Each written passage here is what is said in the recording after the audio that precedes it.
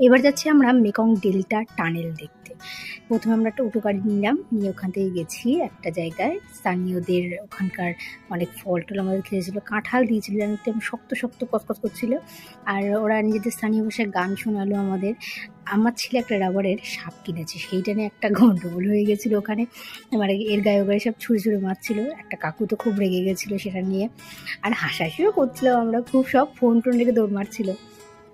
আর তারপরে আমরা নৌকায় করে আবার ঘুরলাম একটুখানি, ওই টানেলের মধ্যে দিয়ে গিয়ে আমাদের আবার লঞ্চের যেখানটায় ছিল সেই জায়গাটা আমাদের ছেড়ে দিয়েছিল। আমরা লঞ্চে করে আবার চলে গেছিলাম কোকোনাট ফার্মে। ওখানটায় কোকোনাট থেকে তেল, বিভিন্ন ধরনের জিনিস তৈরি হচ্ছিলো, লজেন্স তৈরি করছিলো, সেগুলো আমাদের খাইয়েছে।